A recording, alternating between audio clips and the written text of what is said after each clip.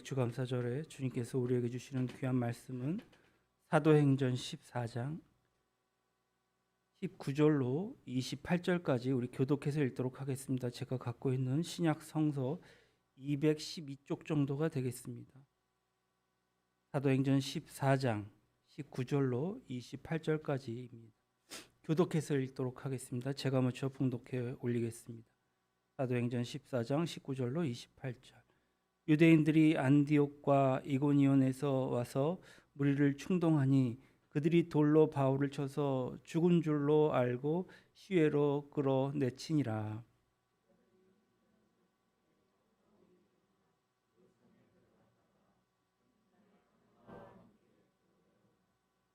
복음을 그 성에서 전하여 많은 사람을 제자로 삼고 루스드라와 이고니온과 안디옥으로 돌아가서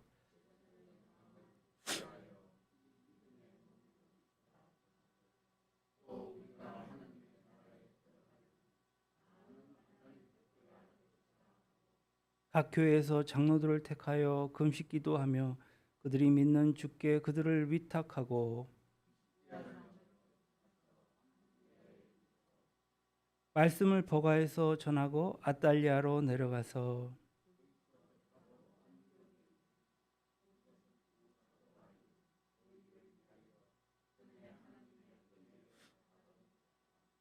그들이 이르러 교회를 모아 하나님이 함께 행하신 모든 일과 이방인들에게 믿음의 문을 여신 것을 보고하고 제자들과 함께 오래 있으니라. 아멘. 옆 사람과 인사합시다. 행복하세요. 축복합니다. 사랑합니다.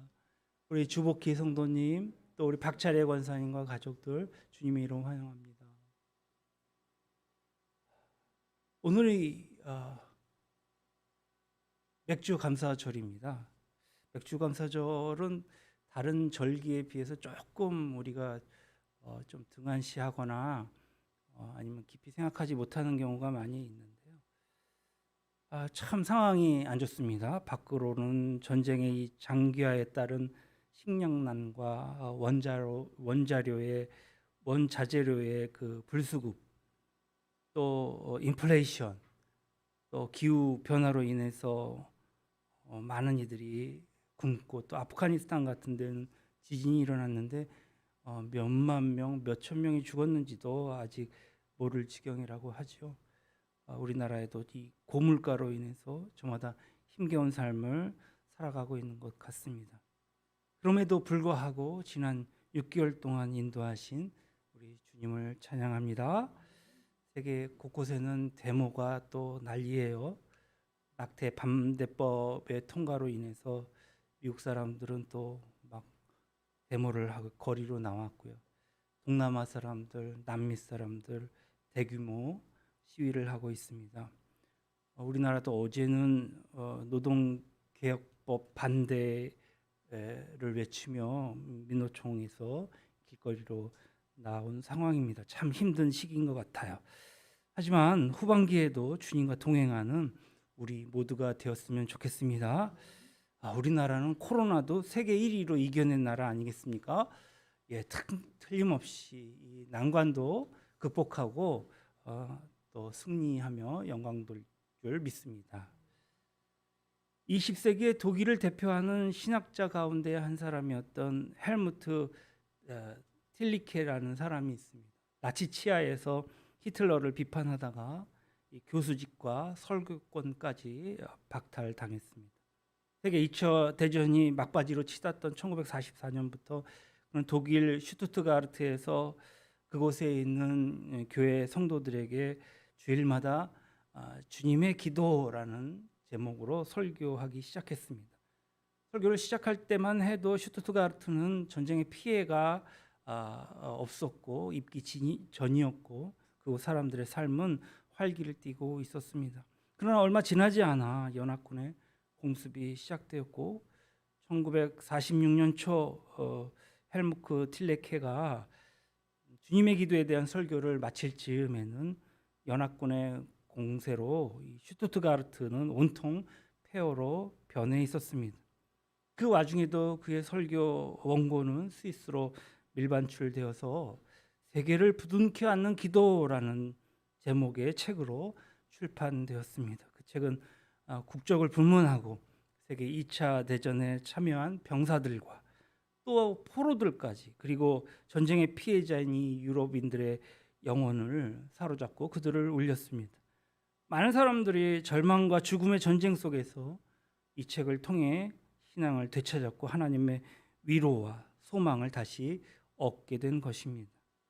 히틀러 나치 정권의 이 공포의 정치와 또 시도 때도 없이 계속되어지는 연합군의 공습으로 그곳에 살던 많은 사람들이 집과 일터를 잃어버리고 하루아침에 이 잿더미가 되어진 그 상황에서 사랑하는 가족들이 죽어가는 이 정말 비참한 전쟁의 참화 속에서 대체 무엇을 믿을 수 있으며 또 무엇을 설교할 수 있었겠습니까?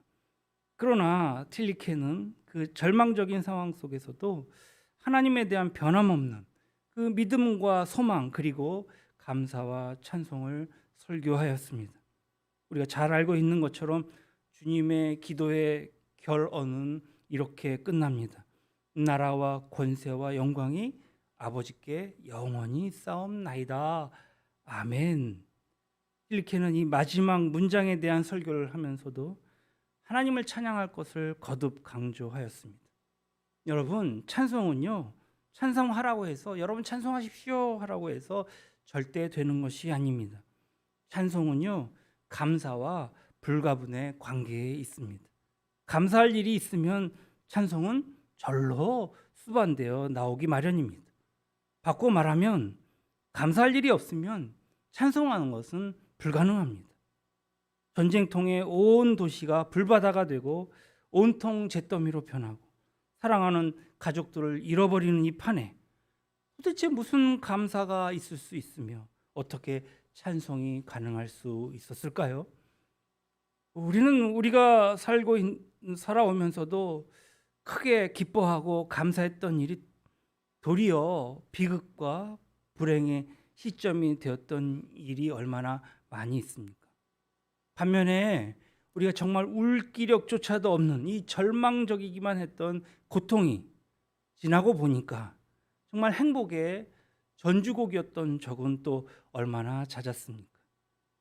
이처럼 감사에 대한 우리의 판단이 실제와 부합하지 않는 것은 감사의 조건에 대한 판단 기준이 다름 아닌 우리 자신의 관점에서 기인하고 있기 때문인 것입니다.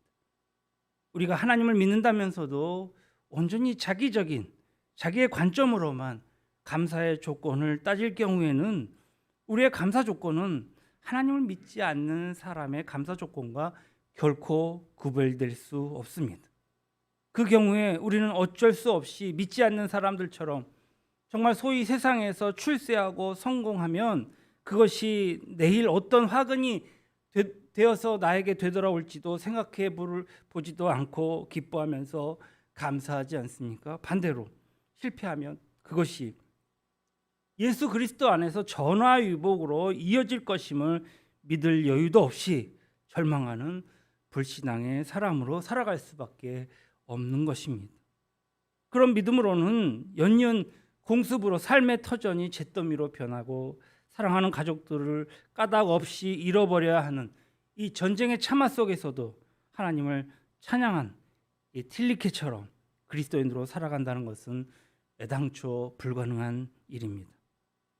그러나 오늘 신실하신 하나님, 모든 것들 위에 모든 것을 주관하고 계시는, 그리고 채워주시는 하나님, 또 심판의 자리에서 심판의 그 주인으로 우리에게 주인 되시는 이 하나님께서 정말 이 모든 정황을 깨닫고 감사하는 조건임을 고백하며 하나님을 찬양하는 것, 정말 우리는 중요할 줄로 믿습니다. 이것이 오늘 맥주감사 주일을 맞아서 하나님께서 본문을 통해 우리에게 주시는 은혜인 것을 믿으시기 바랍니다. 저는 매 주마다 아침에 찬양 인도하는 우리 진영이를 보면서 은혜를 받는데 오늘도 참 은혜가 되더라고요. 모든 것이 주님의 은혜, 주님의 은혜. 오늘 제가 말씀드리고자 하는 핵심 포인트도 주님의 은혜인 것입니다. 사도 바울이 마지막 전도지를 삼았던 곳은 고향 다소가 지척인 데베였습니다. 우리 지도를 잠깐 한번 보여주시면 좋겠습니다. 좀 보이십니까? 여기가 데베고요. 여기가 그 바울의 고향인 다소입니다. 데베에서 첫 출발지인 수리아의 안디옥 교회로 돌아가는 데에는 고향 다소를 경유하는 것이 최단 거리 코스입니다. 안디옥이 어디냐면 여기 수리아 안디옥입니다. 그러니까 데베까지 왔으니까 이렇게 가서 이렇게 가는 게 최단 거리라는 얘기예요. 처음에 안디옥에서 선교 지시를 받고 그리고 하나님의 명령에 의해서 살라미를 거쳐 바보에서 아주 커다란 하나님의 큰 역사를 그리고 버거로 가서 버가에서 사실은 복음을 전하지 못했습니다. 왜 전하지 못했냐면 그 지역이 바닷가여서 그랬는지 하여튼 풍토병에 걸려서 몸을 쓸 수가 없었습니다. 그래서 많은 사람들이 생각하기를 이게 말라리아를 걸렸을 것이다라는 생각을 해요. 그래서 여기서 복음을 전하러 여기서 의기양양해서 들어갔지만 복음을 전할 수가 없었습니다. 그래서 아픈 몸을 이끌고 좀 더 고지대에 날씨가 좀 시원한 곳으로 가고자 했습니다. 그러나 이 안디옥과 이 비시디 안디옥과 이 버가 사이에는 아주 험난한 타우루스 산맥이 있었습니다. 이 버가에서 안디옥으로 넘어가는 그 상황은 한 7일 정도 걸리는데 밤낮 없이 너무 춥고 또 너무 덥기에 그리고 너무 배고프기에 병든 몸으로 가기에는 쉽지 않았을 것입니다. 바울이 그 위험하고도 먼 길을 목숨을 걸고 되돌아간 것은 자신으로부터 복음을 영접한 그리스도인들을 만나서 그들의 믿음을 복돋아 주기 위함이었습니다. 바울은 가는 곳마다 교인들 가운데 장로를 택하여서 그들과 함께 금식하면서 그들이 믿는 하나님께 그들을 위탁했다 했습니다. 그가 택한 장로들로 하여금 기도하며 자신을 주님께 의탁하는 정말 그들이 그 외에 다른 사람들에게 본이 되게 하고 믿음의 선봉장이 되게 함으로써 나머지 교인들도 그들을 본받아서 그렇게 살게 하기 위함이었습니다. 그래서 오늘 본문의 말씀은 반대로 여기 버가에서 반대로 이렇게 복음을 전했는데 데베에서 반대로 또 이렇게 가는 여정이었습니다. 바울은 타우루스 산맥을 다시 넘어서 버가로 되돌아갔습니다. 버가는 본문의 시점에서 최소 한 1년 바울이 찾아간 것이지만 그곳에 도착하자마자 말씀드렸듯이 풍토병에 걸린 탓에 어쩔 수 없이 그냥 지나쳐야만 했던 곳이었습니다. 그러나 버가를 다시 찾은 바울은 이번에는 어김없이 그 사람들에게 하나님의 말씀을 전했습니다. 그리고 오늘 본문 25절로 26절 상반절이 그 이후의 일들을 밝혀주고 있습니다. 말씀을 버가에서 전하고 아달리아로 내려가서 거기서 배를 타고 안디옥에 이르렀다. 이 자기의 원래 선교 보냈던 안디옥으로 이르렀다. 버가에서 하나님의 말씀을 전한 바울이 아달리아로 내려갔습니다. 아달리아로 불리우는 지금 안탈리아로 지금 그렇게 얘기하고 있는데 버가에서 10여 킬로 떨어진 버가의 외향이었습니다. 아까도 말씀드렸듯이 사도행전 13장 13절에 보면은 바울이 처음에 버가에 갔을 때 구브로에서 배를 타고 버가에 도착했음을 밝혀주고 있는데 사실은 버가에서 아달리아로 가는 사이에 그 강이 있었어요. 그래서 사람들은 그 강을 이용해서 배를 타고 왔다 갔다 했습니다. 그러나 전도 여행을 모두 마친 이 바울은 버가에서 배를 타지 않고 아달리아까지 걸어가서 그곳에서 이제 수리아 안디옥으로 가는 배를 탔다 이렇게 얘기하고 있습니다. 마침 그때 버가에서 출발한 배가 없었기 때문인지 아니면 전도 여행을 끝낸 이 바울이 좀 길을 걸으면서 머릿속에 생각을 정리하기 위함이었는지는 모르겠지만 그 10km나 되는 그 길을 걸어갔더란 말이죠. 그런데 제가 목회자의 입장에서 생각해 볼 때에 그는 사실은 자기의 원래 선교로 보냈던 이 안디옥에 가기 위해서 좀 뱃삭을 아끼려고 걸어가지 않았을까라는 생각을 해봅니다. 여하튼 바울은 버가에 도착했을 때와 달리 버가가 아닌 아탈리아에서 배를 타고 첫 출항지인 수리아 안디옥으로 되돌아간 것입니다. 바울의 연대기를 계산해 보면은 주 한 45년 봄 정도에 지중해 세계에 복음을 전하기 위해서 수리아 안디옥을 출발했던 이 바울이 오늘 수리아 안디옥으로 돌아가기까지 최소 1년 이상 2년이 소요된 것으로 추정이 됩니다. 다시 한번 46절을 함께 보십시다. 거기서 배를 타고 안디옥에 이르니 이곳은 두 사도가 이룬 그 일을 위하여 전에 하나님의 은혜를 부탁하던 곳이라. 두 사도가 이룬 일은 전도 여행 기간 중에 두 사도를 통해 이루어진 일들을 얘기하죠. 그리고 전에 하나님의 은혜를 부탁한 것은 안디옥 교회가 바울과 바나바를 파송할 때에 그들을 하나님의 은혜에 부탁했다. 여기서 부탁했다라는 말을 파라디도마라고 하는데 역시 위탁하다라는 의미가 있습니다. 안디옥 교회는 바울과 바나바를 지중해 세계의 전도를 위해서 최초의 전도자로 파송하면서 그들은 뭐 어떻게 전도를 할까, 어떻게 계획을 세울까, 비용이 얼마나 들어갈까 그런 골몰하지 않고 안디옥 교회는 두 사도를 파송하면서 어떻게 했다고요? 하나님께 위탁했다. 그들을 하나님께 위탁한 이 위탁하는 한 하나님께서는 그들을 통해서 당신의 섭리를 그 시대의 역사 속에서 친히 이루실 것을 확신한 이유입니다. 안디옥 교회가 세계의 역사에 새롭게 하는 이 전초 기지가 될 수 있었던 것은 그 교회가 대형 교회였거나 그 교회를 이루고 있는 교인들이 모두 세상적으로 출세한 사람들이었기 때문이 아닙니다. 그 교인들이 먼저 자신을 하나님의 은혜에 위탁하고 또 다른 사람을 하나님의 은혜에 위탁해 주는 진정한 그리스도인들이었기 때문입니다. 바로 그 교회 출신인 바울이 가는 곳마다 이제 예수 믿게 하고 또 장로들을 택하여서 그들로 하여금 하나님께 자신을 위탁하는, 그래서 본이 되게 하고 믿음의 선봉장이 되게 한 것은 이건 너무나도 당연한 일인 것입니다. 인간이 자신을 하나님께 위탁하기 전까지는 그 어떤 인간도 하나님의 통로로 쓰임받을 수 없기 때문이죠. 수리아 안디옥으로 되돌아간 바울이 무엇을 했는지 본문 27절은 우리에게 전해줍니다.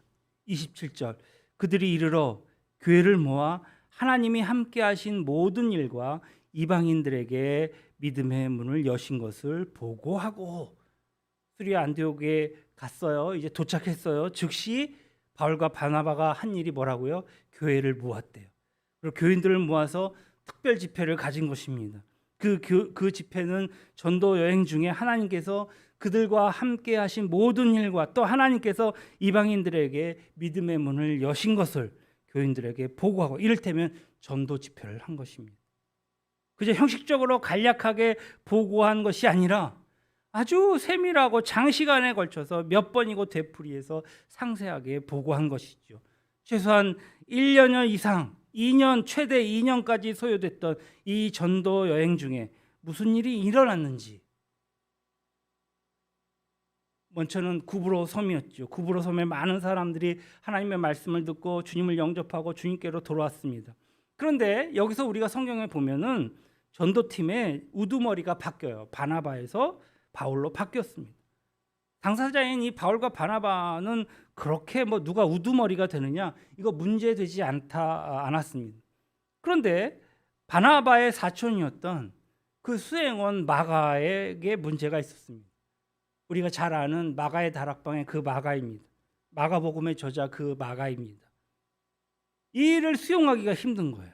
청년 마가는 사촌 형인 이 바나바가 우두머리인데 왜 바울이 우두머리가 되냐는 거예요. 심적인 갈등이 있었습니다. 그래서 새로운 우두머리인 바울이 첫 행선지인 버가에 도착하자마자 환경도 안 좋고 배도 굶고 선교하기에 너무 안 좋은 거예요. 자기들은 막 의욕을 가지고 갔는데 환경이 너무 안 좋으니까 그만 전도팀을 무단 이탈하여서 집으로 되돌아가 버리고 말았습니다.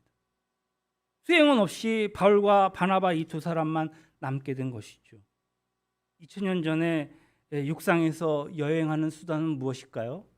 말이 있으면 좋겠지만 말까지 있을 만한 그러한 여유는 없었을 것입니다. 11자죠. 11자. 도보입니다. 도보. 걸어가는 거예요. 여행하기는 길에서 끼니를 때우고 밤에는 노숙을 해야 했습니다. 수행 도움 없이는 이 장거리 여행하는 게 여간 힘든 일이 아니었을 것입니다. 아까도 말씀드렸죠. 풍토병 걸렸어요. 또 높은 고지대까지 갑니다. 비시디아 안디옥까지 찾아갔습니다. 우여곡절 끝에 갔어요. 저지대 버가에서 고지대 비시디아 안디옥 거기 가기 위해서는 아까도 말씀드렸듯이 큰 타우루스 산맥이 있습니다. 그것을 넘어야 합니다. 그것은 아무리 짧아도 7일 이상 산속에서 먹고 자야 하는 정말 멀고도 고된 일입니다. 풍토병에 걸린 이 사람이 목숨을 걸고 산맥을 넘은 것입니다. 비시디아 안디옥을 찾아갔습니다. 그런데요, 복음을 전하다 보니까 불과 일주일 만에 자신을 시기한 유대인들의 모함으로 박해를 받아 이제 그가 도망하기에 이르렀습니다. 그리고 끝내 유대인들에게 선동당한 이 귀부인들과 유력자들에 의해서 바울은 이제 이고니온으로 도망가기에 이르렀습니다. 이고니온으로 도망갔어요. 그리고 그곳에서도 바울을 돌로 쳐 죽이려는 이 유대인들 때문에 또 도망해야만 했습니다.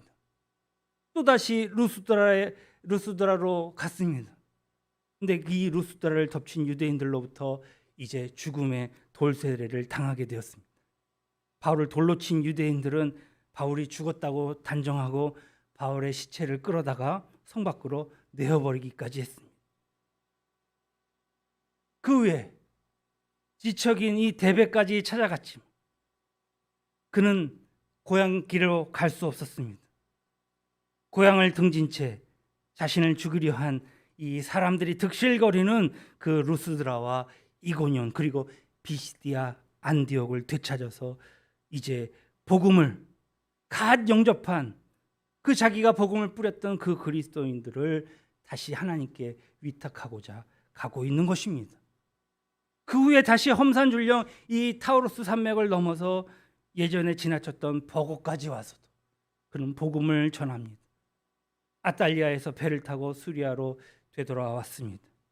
한마디로 그 여행은 다시는 되풀이해서는 안 될 극심한 고난과 고통과 고행의 연속이었습니다.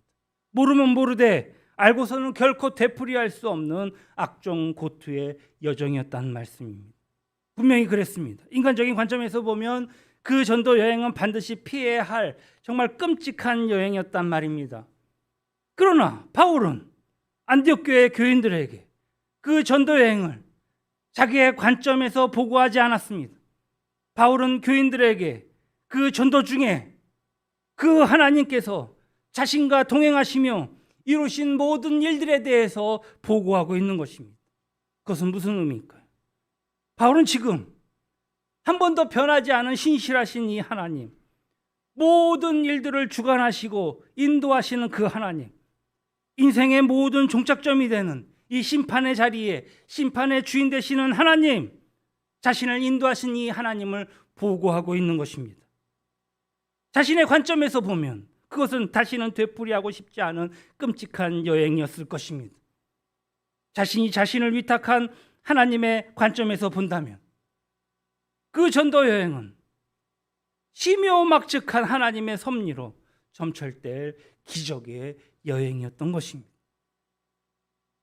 한때 교회를 짓밟았던 폭도였던 형편없는 자신을 통해서 구브로 섬에서 비시디아 안디옥에서 이고니온에서 루스드라에서 데베에서 버가에서 하나님께서 당신의 자녀로 선택하실 수 없는 많은 이방인들을 구원하시는 은총을 베풀어 주신 것입니다. 심지어 루스드라에서는 선천성 하반신 마비가 일어나기도 했습니다. 몸을 못 쓰는 거예요. 빨리 일어나야 하는데 일어날 수가 없는 거예요. 모든 일을 바울 개인의 의지와 노력으로 이룰 수 있는 일들은 단 하나도 없었습니다.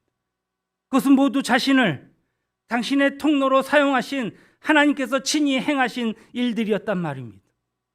막상 전도 여행을 하고 있을 때보다 전도 여행을 끝마치고 하나님 관점으로 그 여정을 다시 한번 들여다보니까 바울은 오히려 자신을 통해 역사하신 하나님의 은혜를 더 선명하고 더 뚜렷하게 확인할 수 있었습니다. 그 하나님의 은혜를 생각하면 자신이 겪은 육체적 고난과 고통은 아무것도 아니었던 것이었습니다.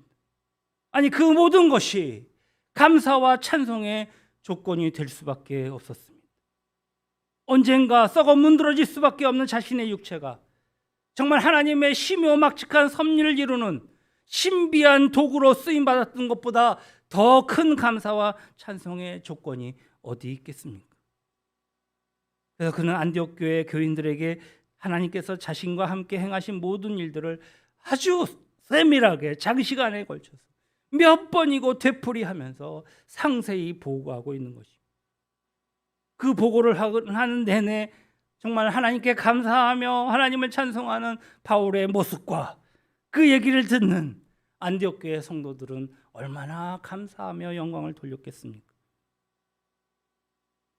하나님에 대한 참된 감사와 찬송은요, 이처럼 오늘 신실하신 하나님, 모든 것들을 인도해 주시는 이 하나님, 우리의 인생의 종착점에서 심판의 그 자리에서 심판의 주 되신 이 하나님의 관점으로 모든 것을 내려다 볼 때에 가능합니다. 이것은 지나간 과거의 일에 국한된 이야기가 아니라 오늘 현재 상황 역시도 마찬가지의 얘기입니다. 하나님의 관점으로 자신을 내다보면 하나님께서 보잘것없는 나와 함께 해주시고 또 나를 확인시켜 주시고 매번 나를 인도해 주신다는 사실, 하나님께서 하찮은 내 삶 속에서 당신의 섭리를 이루고 계신다는 것, 그것을 자각하는 것만으로도 모든 것이 합력하여 반드시 하나님의 선이 귀결될 것임을 믿는 것만으로도 우리는 범사에 감사하며 하나님을 찬송하지 않을 수 없게 됩니다. 이 사실을 깨달으면 그제서야 우리가 하박국 선지자의 그 유명한 고백의 진위를 비로소 파악할 수 있습니다. 하박국, 비록 무화과 나무가 무성하지 못하며 포도나무에 열매가 없으며 감람나무에 소출이 없으며 밭에 먹을 것이 없으며 우리의 양이 없으며 외양간에 소가 없을지라도 나는 여호와로 말미암아 즐거워하며 나의 구원의 하나님으로 말미암아 기뻐하리로다. 내 계획이 숲으로 돌아갔고 내 곳간에 남은 것이 없고 내 주머니가 텅 비어 있는데 대체 어떻게 이런 고백이 가능할 수 있었겠습니까? 자기 관점으로는 자기 상황을 바라보는 한 이 고백은 머리에서 입술만 그냥 형식적인 고백으로 될지언정 결코 온 중심을 다한 정말 나의 마음의 고백은 아닐 것입니다. 이 고백은 하나님의 관점에서 본다면 나의 계획이 무산되었기에 도리어 하나님의 섭리가 오묘하게 이루어지고 있음을, 그것을 보고 나의 곳간이 비어있기에 지금이야말로 하나님께 나 자신을 온전히 위탁하는 그 은혜의 때임을, 내 주머니가 빈 주머니기에 그 결과는 반드시 모든 것이 협력하여 하나님의 선으로 귀결될 것임을 분명히 보이기 때문입니다. 하나님께서는 만물이 도달할 그 궁극적인 목표, 모든 일의 결과가 되시는, 또 모든 인생의 종착점이 되시는 그 사실, 그 하나님, 여러분 이 하나님을 믿고 계십니까? 우리 아버지 되심을 믿으시기 바랍니다. 그렇다면 우리 모두 하나님 아버지의 관점으로 우리의 상황을 내다보며 살아갑시다. 그때부터 하박국의 그 위대한 고백이 우리의 고백이 될 것입니다.